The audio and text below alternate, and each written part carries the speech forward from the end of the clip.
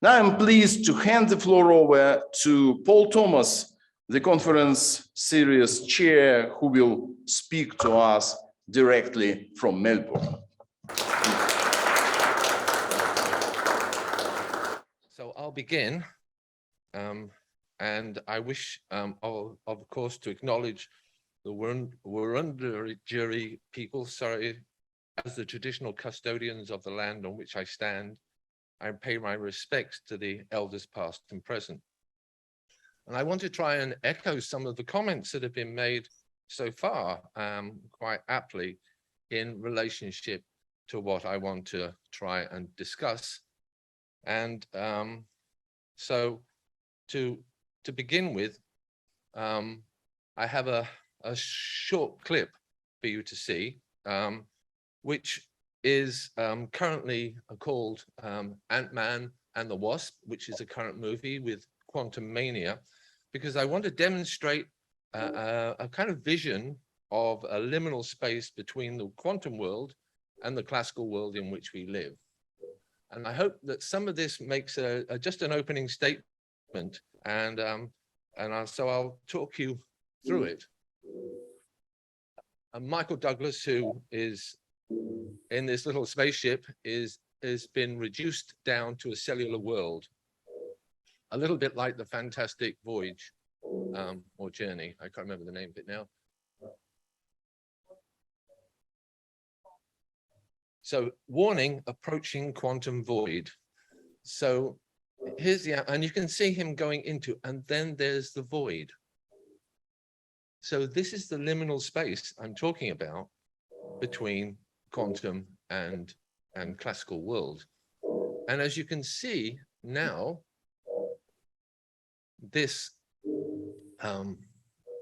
fires his rockets to get out of the void, and then through this fragmentation of images and so on, these effects designers have suddenly come together to start to develop a quantum landscape.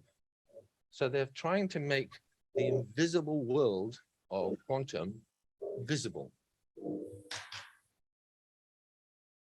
And here he goes, landing, and he's still okay. I don't know how he got dials and everything else and so on in his spaceship when he still got it. And you can see this landscape that has now been created as a quantum landscape. Now, I remember when I was young, I used to like reading comics because I didn't really like reading, and comics had pictures, and I really liked Stan Lee. And I also like Doctor Strange, strangely enough. But I couldn't believe that one episode, Doctor Strange had to fight eternity. Now, I just imagined that being in Stan Lee's office, you know, and the designer comes in, he says, "What do you got for me today?" And he says, "I want you to draw eternity." And you go, "Okay, I'll get on to it. I'll be back to you in half an hour." I mean, the idea of trying to visualize eternity seemed to me to be... Do I have to stop talking now? So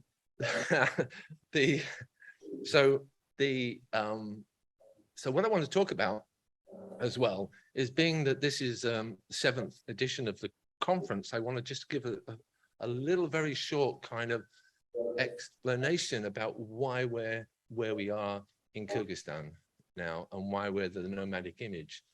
And the previous conference was about Dark Eden. And it was really about the saturation of the image till they've almost gone black and we have no meaning for the image anymore. And on the left at the top, you have a single-walled nano sheet of atoms designed by a designer.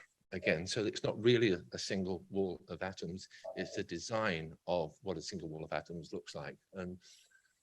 And when these are rolled up, these can become tubes, and therefore there's nanotubes. And these are the nanotubes on the right-hand side under a scanning electron microscope. And to me, they look like a forest. And so after Dark Eden, you would think that Dark Eden could become this forest of nanotubes. And to some extent, in a contemporary sense, let's say, that they could absorb I don't know, 99% of all light. I'm not a big percentage fan, because if dark matter says we only know 6% of the universe, then knowing 99% of something just seems to be a little bit ludicrous. So you can see that what we've got here is this idea of how do we get out of this? How do we get out of this situation? So we have to, our senses come into play, because we can't see. We're in this dark forest of nanotubes. There's no light, a light's been erased, and we have to feel our way through it. And then we're trying to find our way out to a kind of enlightenment. And what I'm trying to then draw attention to is that as we move out with our senses being exaggerated, our sense of smell, touch, taste, hearing, because of the darkness, we end up in terrain. And here we are. And this is what I would call a transdisciplinary nomad, as opposed to an interdisciplinary nomad or just a plain old disciplinary nomad. So a transdisciplinary nomad is, to some extent, the idea of transdisciplinary is above, across, and beyond all disciplines. And so I've made this terrain for us, which is a photograph that I got off the internet from Kyrgyzstan, as being, this is the transdisciplinary person is a kind of nomad. A kind of nomad now coming out of Dark Eden, traversing the landscape. And what I've made in the landscape is an institutional framework. So this landscape is like also a university landscape, with the words being the buildings of, or the disciplines of the university. Now, these words are upright for a reason, because they're in stasis. In other words, they don't change. And what I've got is this nomad who then is above, and on the disc underneath the nomad's feet is the nomad's situated knowledge. It's the knowledge that you all have, that you all developed. Some of you have maybe developed more knowledge than others to start to create this situation. Some of you have still got knowledge that your parents gave you, like, you know, like I had a knowledge that if I went too deep in mud, because there was lots of groins and grifts where I grew up, then the mud would sleep in my belly button and I would die. And I believed that for a long time. And I'm sure you all have these things that you hold on to that you've got when you were children, and they're not really important anymore. So part of the situated knowledge is how to refresh that. So my second slide is that we now land in this, and we land in between disciplines. And the question then is, how do we develop between these disciplines? So how do we suddenly start to engage with this? So if we were to think that this landing creates a perturbation, a rupture in the environment, and in the environment, because now being transdisciplinary, we have to engage in the disciplines, let's say, nearest to us, which is biology, social science, engineering. So what do we need to do as a person to engage in transdisciplinary process? And what we're trying to say is that this is the sort of perturbation that we're talking about, where a kind of digital rain falls with these disciplines. And what we see with the digital rain falling is a kind of thing like this, you know, like the Matrix. You've got the analogy now that we've got one thing which is the Matrix, and on the other side, we've got the sort of transdisciplinary nomad creating a small perturbation in the knowledge of the institution that it's landing in. Are you following me? Thank you. Now we get to the maybe complicated, but not very complicated part. The sort of territory that maybe Chris will expand upon when he starts to talk about the quantum nomad in his paper. But in this context, I'm really talking about Lucretius, a Roman philosopher and poet who wrote a book called On the Nature of Things. And in that On the Nature of Things, he developed a concept called the clinamen. And the clinamen was the unpredictable swerve of an electron. in this context, he didn't know what electrons were. So for him, it was also the unpredictable swerve of an atom. And so atoms falling in a void fall straight down. And as they fall straight down, it takes one of the atoms to swerve. And in that, the whole of us comes into existence. Without that swerve, there is nothing. And so he wrote this, he wrote that nature would have never created aught. So you've got this idea then that this sort of perturbation is really quite important. It's quite an important aspect of what we're actually talking about. That here we have a kind of idea that the nomad, in this context, the transdisciplinary nomad, creates this rupture in the terrain. And here we have the contemporary version, I would suggest, of the Klineman, which is the unpredictable swerve, which is the amazing discovery a few years ago of the Higgs boson, which is sometimes called the God particle, which comes in and out of existence in a femtosecond and creates some kind of action. So this is all happening at a kind of level. And I really like this notion of the perturbance at the core of everything.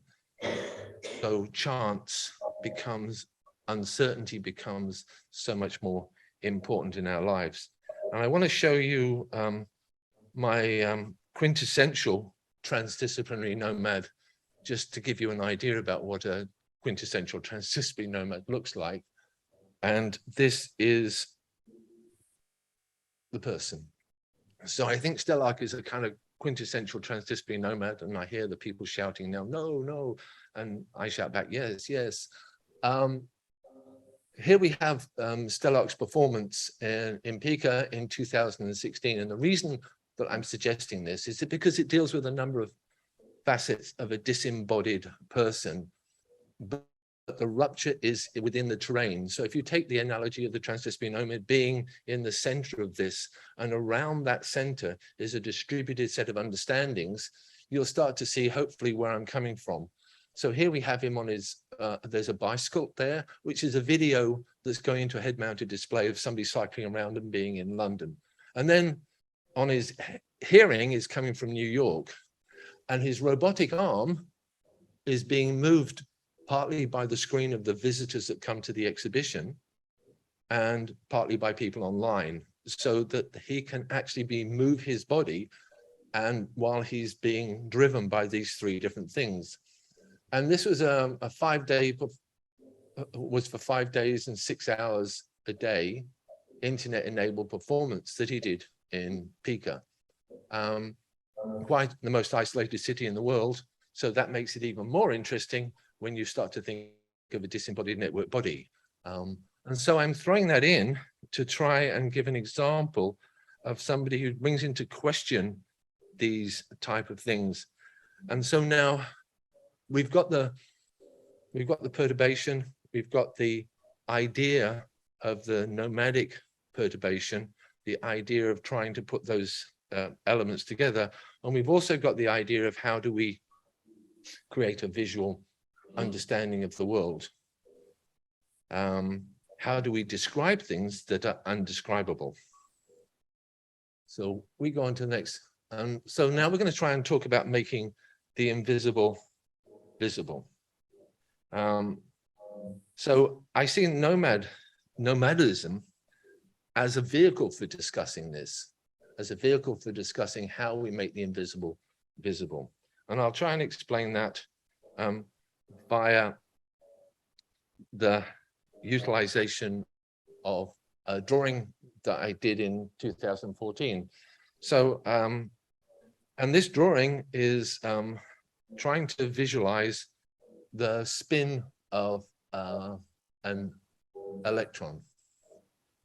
So it's a drawing of the sound. So I have the sound of the electron makes as it's spinning, being translated by myself using graphite, and which is kind of an interesting medium in itself to discuss further, because a single sheet of atoms that we saw to begin with was a single sheet of graphite atoms, which has so many properties that are relevant to contemporary technologies that you will become amazed about how this humble pencil has got to this status. But it was only discovered in 2004, graphene, which is a single sheet of graphite. So this is me trying to visualize the spin. But in physics, when they say spin, they don't mean spin. And if they say, oh, look at that atom, it's a ball, they don't mean it's a spinning ball. So you've got a spinning ball that isn't spinning. And so their language is very misleading. You know, they have things like quantum scarring, which isn't scarring. And they have things like quantum tunneling, where it doesn't tunnel. You know, so they bring this language along to try and, I don't know, not necessarily confuse, but create a different state. So I want to show you some what I would call heroes. But before I do that, I just want to quickly start to create a relationship between the quantum world of developing a quantum computer and the way that we operate. Now, David Bohm created this thought in his 1951 book about thinking, and maybe thinking was a quantum process. Now, I hadn't read this until a few months ago when I was jogging around the park, and I wasn't reading and jogging. I was listening and jogging to him, reading it from a paper that I turned into audio. Anyway, that's enough of that. But what he was saying in this talk was that when you are thinking something and somebody comes along and says, tell me what you're thinking, then at that moment you collapse what you're thinking, you see, and it becomes a description of the thinking, not the thinking. And the thinking, to some extent, is an ongoing process. But once you collapse it down, it becomes, in the way of a classical thing, it becomes a thought. And I want to try and draw that. And now, sorry, I put a drawing up and I said draw an analogy. I didn't mean to do that either. That, to some extent, what David Bohm was talking about is what artists do. And the artist, to some extent, makes a mark to describe the world. And in making a mark, they collapse that world. And it's the same as the perturbance. So it creates a perturbance in the void. If you think of the piece of paper as a void, it's analogous to the void. Then you think of the mark as analogous to a rupture in the space. Then I think you can agree that it's a kind of nomadism of a quantum nomad. So we're now going to just have a quick look at some people that maybe have presented this. I don't know why I'm wearing a hat. Sorry, it just suddenly became quite hot. You thought it's because I was,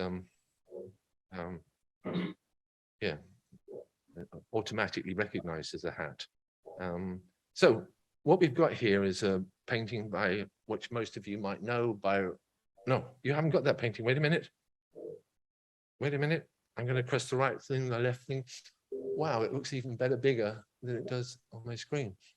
A painting by Roberta Matter. Roberta Matter was a South American who came to Paris to sort of join the Surrealist movement. And if we're thinking about that at the time, if you can think of the Surrealist movement and then start to think what was going on in science, and you obviously think of psychoanalysis and stuff like that. But you also have to think that in 1927, Heisenberg did the uncertainty principle. So now all the artists are thinking, wow, we don't really know ourselves and can never know ourselves in a psychoanalytical way. And oh my God, the whole world can't be measured. So they're caught in this double bind because, of course, Heisenberg said the uncertainty principle, if you could measure the position of an electron, you couldn't measure the momentum, but if you could measure the momentum, you couldn't measure the position. So you actually can't measure things, and all you can do is average. And so they all agreed that averaging was the best thing since sliced bread, and this is where we're at the moment. Well, not quite, because Einstein, Podolsky, and Rosen said in 1935 that they didn't agree with this, and therefore it wasn't true. And of course, it took until 1965 for John Bell to do an experiment where he was saying that if you could capture reality in the act of happening, it would prove that quantum mechanics was not true, and he couldn't do it. So it proved it was true, and in 83 they actually developed an experiment that did prove that. So now we're all happy that we can't measure anything and can't do anything and can't know anything for certain. Now imagine trying to paint that, and I think that you would have to agree that he's done a pretty good job in 1943 of trying to combine a kind of understanding of a different kind of world, a world between a kind of psychoanalysis and a world between quantum. You can see the, oh, shh, you see the little marks of the whirlpool of the kind of ideas of Niels Bohr's kind of initial drawing of an atom, the moving of energy jumping from one to another, the blur and the smudge as being quintessentially important. So here's a couple of his little drawings, which I think give off the same thing, and they're done maybe a year earlier. Quite beautiful drawings of similar things, but the way that they're fragmented and bits and blurred and smudged and so on seem to relate to elements that we're now going to see more of. And just to give you a throwback into the sense, but in 1947, you've got a painting by Dorothea Tanning where it follows a de Chirico type of, and I said that word wrong. Anyway, so you've got this figurative work, and then you've got this, again, this fragmented process going on where you can start to see two worlds kind of colliding in my mind. I mean, not all the paintings are like that, and they start to become much more amorphous later, a boundaryless set of paintings and figures, which are really beautiful later on. So I want to now put this into the 1949 mix in between that thing of not knowing, and you've got Giacometti who's trying to describe and draw something that where the probability is that you can't do it. So every mark is a kind of a mark to try and capture something that can't be captured, to try and capture reality in the act of happening and not being able to do it. And this is quite a beautiful, I think, attempt at these type of processes, knowing that you can never do it. And I'm going to show you another work now, which I want you'll think, oh, why is that there? That doesn't make any sense at all. And maybe it doesn't, but maybe there is a sense to it. And that is Annie Alber's in 1957. And the reason I think this is incredibly interesting is because it fits in with that whole kind of structure between a kind of abstract world and a striated world. And so a measured space world and an abstract world. And if we then just jump very quickly to Gerhard Richter's abstract paintings, which are related to oil paint on aluminium, which are related to images that were taken from an AFM, an atomic force microscope. And I just want to quickly describe what atomic force microscope is. Everybody know what one is? An atomic force microscope is not optical because optics don't go down to that scale. And so if you imagine my finger here is a cantilever, and this is the surface, or you remember a record player. So imagine a record player with the needle going into the groove, and what happens, this cracky old groove and the thing, and then you get beautiful music coming out, unbelievable. So this cantilever taps the substrate like this with a tip that's 10 nanometers wide, 100 atoms at the tip. And the force draws it down, up, and then lifts it up, and then down and up and down and up. So you get this tapping motion happening, but what it's measuring is the electronic force of the atoms. And then when it's pulling away, it's telling you how much energy it needs to pull away. And from that, they get a very blurred image of atoms. And a very underwhelming sound, by the way. If you ever want to use atomic sounds, they are very underwhelming. I mean, it's like, oh my God. So now we have the next slide, which again is Richter is trying to interfere with this blur. And now you know that Richter's famous for the blur. And now he's trying to interfere with the blur with a blur. So there's a kind of impasse that you get when you get a photographic image that has been developed by computer scientists who are designing for the proximity of one force next to another force. And then we move on to that. So if you can see, my point is that this is trying to imagine the world, and now the sort of imaging the world has caught up with us with the atomic force microscope that can actually now record that. And of course, the Hadron Collider, which I'm sure Chris will mention as well, Hadron, which can now visualize certain things, but still it's being turned into data, averaged, and then what you see is the average. So now I want to give you some examples about how I tried to create the visual experience of certain things that are invisible. And this is the word quantum consciousness that I did. And if you can bear with me, I'll try and demonstrate how that happens. Now, I've already told you about the spin, haven't I? I've said that the spin is not a spin and the ball is not a ball, but here we have a Bloch sphere. So it's a kind of product that is then put up here for you to see. Now, what I tried to do was say, oh, just imagine that you've got your arm up now, you're inside this sphere and you're pointing up, and then you're pointing down, and then you're pointing across, and so on. And that's what these lines are. They're lines like you're pointing or drawing in the circle. And what you've got is you've got the north and you've got the south, you've got up and down. In a binary code, you've got on off, but in here you've got up and down, and then you've got the superposition, which is up, up, or down, down. I know it makes a lot of sense, but if you stay with me, you've got 4 positions instead of 2. With a classical bit, you get 2. With a quantum bit, you get 4.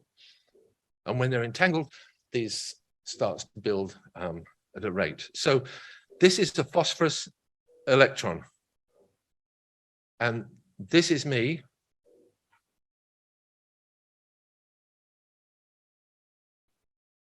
We had the same troubles with the Talking to the probability in electron. classical physics. And therefore the problem is, how can we So stimulate I'm quantum reading mechanics? Richard Feynman's paper that he wrote There are in 2 ways 92 that we can go about the birth of a quantum We can give up computer our rule about what the to the computer was. We can electron that he say, was writing about. let the And this is a computer phosphorus itself electron. be of And if you're quantum thinking mechanical Paul's elements, crazy, which obey then quantum you're most probably mechanical using rules. phosphorus in your brain to think that. Or we can turn the other way and say, And this is phosphorus let the being computer controlled. still be the same kind by that my we thought of voice. before, a logical, universal So I think you will authority. see that Can we that imitate data that this comes situation? is an average.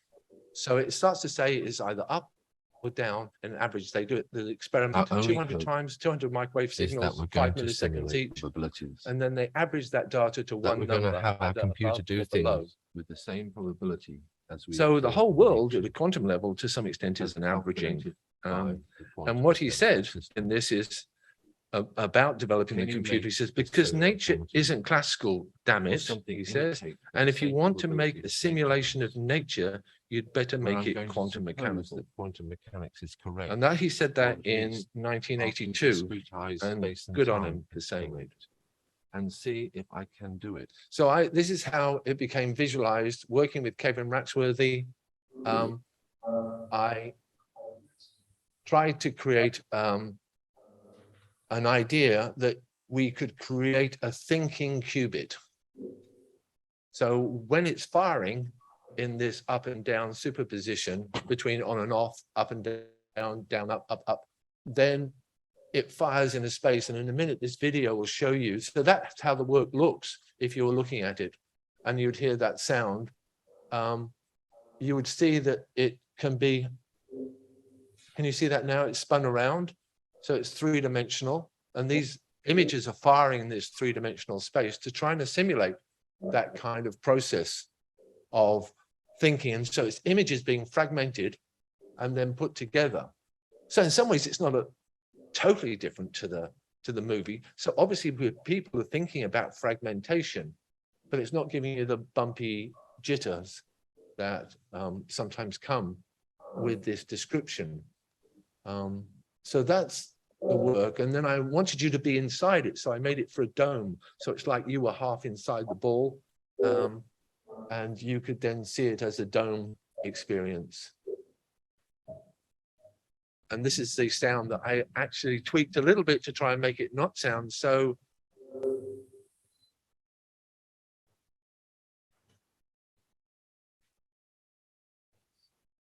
So this is the work in that stage.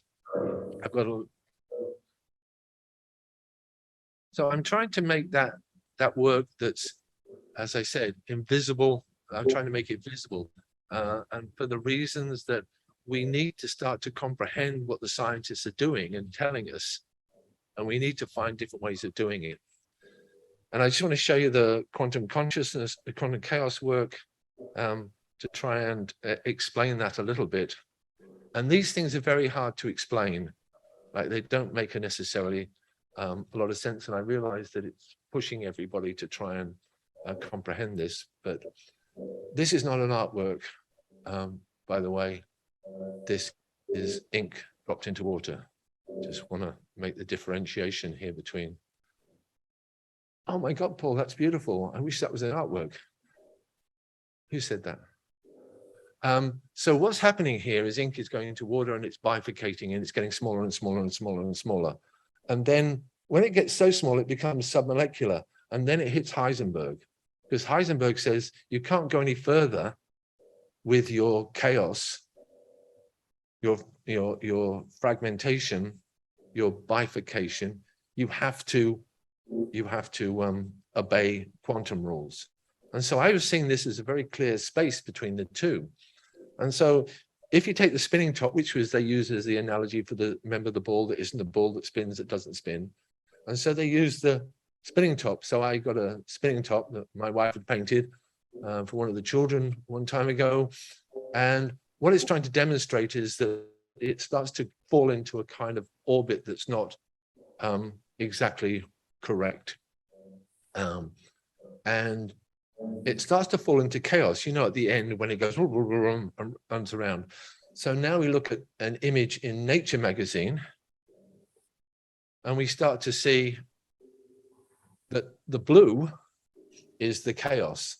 The white is the stability of the electron. So when it's spinning, when it's not spinning. So what they're really doing is they're saying that that is energy, a high level of energy in a wave at that point, rather than another point.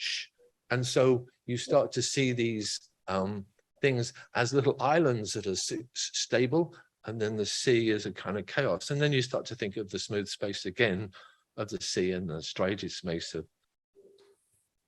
And then we have this as a scientific diagram that scientists use to start to explain this, using the same information, but using the hammer projection of where the chaos. And so I used some of this data, which is what they call speculative data, that the scientists have developed to try and show the work that they want to prove. And I have a lot that I can say about that, but I won't. But it's a fantastic area of interest for me. So this then got turned into a work. And so the data was then taken in relationship to a photograph to create a quantum sorting algorithm that would sort each pixel of the photograph to resemble the data from the quantum chaos in a position that it's in. So if you see this, you see this, and I'll show you what I mean by this and trying to find a visual limit. So this is an image of felt. I hope you can see it elsewhere, and it's moving across the surface. And as you can see, it's starting to sort of almost look like there's different layers running in front of each other. And what's happening is the algorithm is sorting all the pixels in this image and giving us a sense of this this notion of space. You can see the thin lines, the kind of redrawing this process. This is then taken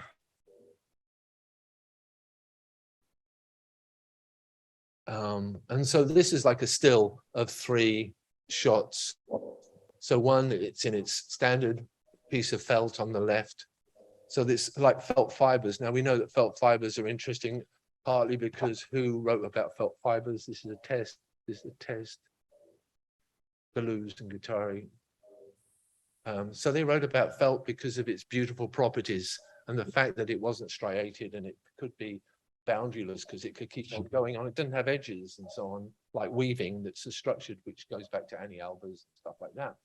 So now you start to see that I've started to try and make it symmetrical or giving it symmetry.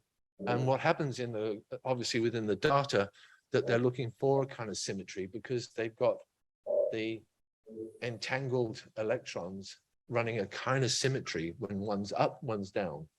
So this is a screenshot of the algorithm, and below, as you can see what's happening, the algorithm is sorting and then sorting in these functions. And then, being the true artist, I say that with tongue in cheek, I tried to paint it to see if I could actually paint this like Roberto Matta. How would I try to express it visually using analog, using paint? And so this is the process that I, oops, sorry, there, you're all waiting and surprised and put it up. So there is the work, and it takes some of the elements from the digital way, and it tries to say that the digital is quite hermetic and it was difficult to work on. So I had to erase the digital, but found a way through these squeegees, which is again a bit like Richter with his squeegees, but I cut teeth into them. And so these teeth would then be placed down, and then I would paint abstractly over the top, and then I would squeegee them, and then I'd do it again and again and again, sanding each layer down to reveal things. And once I felt I'd revealed the thing that I felt was important, then that was what I wanted to do. I just wanted to produce something that I felt was had some sort of beauty to it. And I don't like that word, and I'm sorry for using it, but not many other words that you can use about things and because what happens when you see something like what Bohm was talking about, you see quicker than your thought. So like thinking, seeing is a sensation, and you see the sensation and then you think about it. And often when you think about it, you ruin the sensation. And so how do you preserve a sensation for a long time, which is the problem they have with quantum computers, is how do you preserve the spin state of the electron for a long period of time, because it comes into decoherence and then that messes everything up. So I just want to finish this now, hopefully on time, is by just that. So what I've tried to do is the nomad / artist acts of territorialization introduces a perturbation in the landscape / artwork that is both influenced by and in turn influences this situated experience. So it influences us. What drives an artist to make a work of art? Like the Klineman or the Higgs boson, the nomadic perturbation in the terrain, where something appears in the void that was not made visible before, the artist makes camp in what is being made visible on the substrate, learning from the process of reflection, intuition, invention, and application. At the heart of this visibility is a gift to humanity, a glimpse, a different way of comprehending the incomprehensible. Thank you. So now we're going to have some feedback from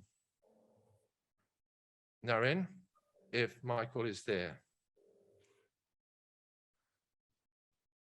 So have I been broadcasting to outer space? Thanks, Paul. Yes, I am here, and it's a really great delight to be here to have heard you. Let me just begin by saying I am so grateful for the opportunity to be here, to share this experience with all of you here in Narin and in Melbourne and everyone around the world joining us via Zoom. And I would like to express my gratitude to the University of Central Asia for making this possible. The work that's gone into setting up this conference, the team of incredibly dedicated people who are behind the scenes, and you'll see some of them in front of them shortly, have done nothing short of a miracle in bringing this here. It's a wonderful experience, and we have 3 days ahead of us of excitement and delight. So let me make a few remarks on what you have been saying, Paul, and hopefully pick out some of the themes that we will anticipate and expand upon as we go forward. First of all, of course, Paul has been talking about the liminal world between the classical and the quantum, and right here in the University of Central Asia's campus at Narin, you're very much in a kind of liminal space in Central Asia between North and South, East and West, and in many ways between modernity, post-modernity, and tradition. And all of these themes, I think, the nomadic image will bring together.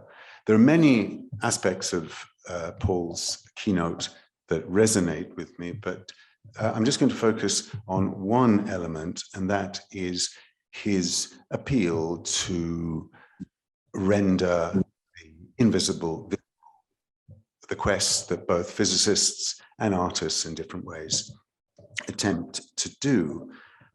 And as you know, and as I've known through my crash course in YouTube videos on quantum physics in preparation for this talk, there is a fundamental crisis in the nature of physics and our understanding of the world. The 20th century saw the evolution of quantum mechanics and what appears to be a very thorough explanation of the world of particle physics, and at the same time we have general relativity, the macroscopic world, the world, if you like, of the James Webb Telescope.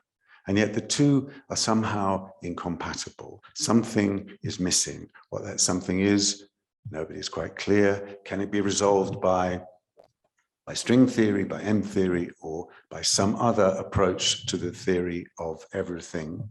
Who knows? It took something like, I think, 229 years between Newton's first publication of his laws of motion and Einstein's publication of theory of general relativity to turn everything upside down.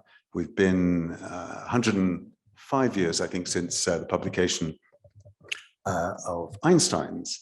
How much longer before we find something? Well, could it be today? And could it be through something that we've been talking about? This is what I want to speculate on by doing a little bit of an experiment, if you will. So I don't have any slides, and you might like to close your eyes and just listen, or indeed close your eyes and not listen. And we're going to do a bit of an experiment later on. I will ask you to close them later, but for the moment, you'll get into the mood, perhaps, if you do.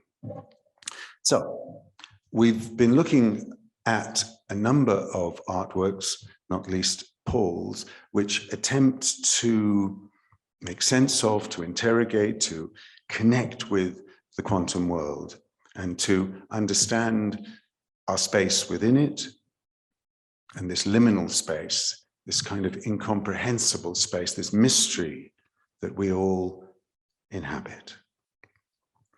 And if we learn nothing else from the quantum world, it is that there is no certainty. As Paul was saying, you measure, you can attempt to capture a measurement of velocity, you lose momentum, vice versa. There is something profoundly ungraspable about the nature of the world we are in.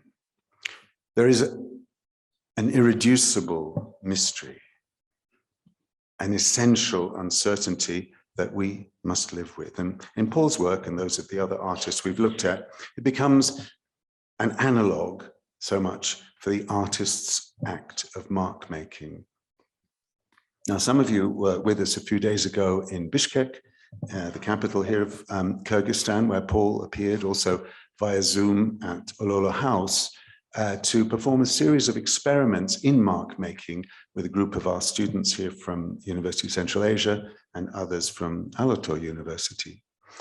And that act of mark making, it seemed to me, is a fundamental key to understanding, to making sense of the nomadic world of perturbation that Paul was referring to. The artist's mark, let's say the pencil mark on paper, can only ever approximate the represented object. Each mark is doomed before it's ever made to fail in its attempt at measurement. And in fact, it doubly fails in a sense because it piles on the observer effect, the subjectivity of the mark maker, which operates in the classical world on top of any uncertainty principle. But if the artist is wise to the ways of the world, as I think Paul is, they can find meaning in this failure. We're all going to fail, and yet we continue to attempt to find that meaning. And I believe that what I take from Paul's message is that our very humanity lies in our persistence to make sense of, to connect with, to relate to that profoundly ungraspable mystery. And that I see as the essential nomadic quality of the image that wanders unfixable, somewhere between the represented object on the sheet of the paper, the pencil, the brush, the mouse in the artist's hand, and the artist's mind. We live with radical uncertainty, and we celebrate that struggle to overcome it through the act of mark making.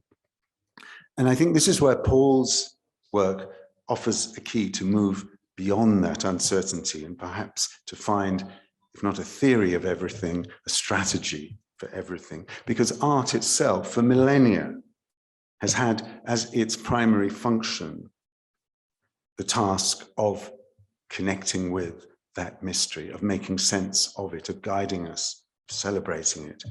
And one can see it very clearly in the millennial tradition of the religious icon, the calligraphic text, the sand mandala, the shaman's cave painting, are all marks on various surfaces that attempt to transcend the spaces, the liminal spaces that we are in, and to connect with the supernal, perhaps the sacred, to engage with being, with a capital B, and fix that nomadic image of the material world. And this is where I'd like to try that little experiment. Perhaps your eyes have been closed.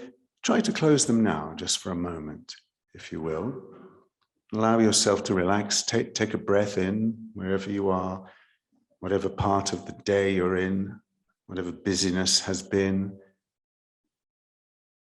And there you are, with yourself in the vast, endless infinity of the universe, in a liminal space, with yourself at the center. And if, with your eyes closed, you just observe what you can see, the chances are, like all of us, you'll be seeing a series of flashes, of strange colors, shapes morphing, shifting, dissolving, reassembling.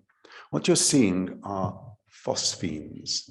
Phosphenes are the visual effect of the release of biophotons. We all absorb photons from sunlight, and our bodies release them. And when our eyes are closed, we can actually see these strange, mysterious shapes. And I think, in a way, they are our own automatic, unconscious marks. We are all mark makers. We are all experiencing, as we observe these phosphenes. Phosphene comes from the Greek phos, meaning light, and phene, appearance. this strange internal light show that we have is a key to that liminal space. These are the ultimate nomadic image. They're unfixable, unfixed, drifting perturbations under our own eyelids. What sense can we make of them? How can we fix them? Well, I think the message that they give us is that within this uncertainty and chaos and the inevitable failure to fix, we can find the meaning which unites us in simply being in this world, in this strange liminal space. The mystery is ineffable, ungraspable, and it's not surprising that the phosphenes that you're looking at have played a role throughout human history in shamanic rituals, in the interpretation of this meaning, and they are thought to be represented in abstract shapes found in the cave paintings of the Paleolithic age and associated with shamanic practice. And so from those practices to the very high-tech development of the algorithms of the kind that Paul was showing us, I think they don't merely celebrate nomadic failure, but something much more important, a reaching out to connect with that mystery through an act of love. Because the barrier that separates self from other, that dissolves in a way through the act of image making, that is grounded in that compassionate act, I think is what the nomad and the nomadic image can really give us all, a sense of meaning that can never be fully grasped, a mystery that will remain, and yet that art itself, and art particularly at the intersection of science and culture, the overarching theme of our conference here, is able to give us. And I think these explorations of leaving the self behind and connecting with each other, connecting here in this hall, in this beautiful library in Narin, with our colleagues, friends in Melbourne and around the world, is a reaching out through the image. The moment we fix the image, we realize that we have failed. Cannot but be a poor representation of that mystery, but it's that attempt to fix, that attempt to grasp the ungraspable through the nomadic image, I think, that gives so much meaning. And I think it's a gift from Paul to have shared his vision for this strange shifting mystery that he's been capturing and reflecting in the works of so many others, and that is the fundamental driver of this conference. I think these themes will continue to resonate through the papers and presentations that we see going forward. So I thank you again, Paul, for the amazing work that you've done and bringing us ultimately all here. And I look forward to the continuing discussion with colleagues in Melbourne.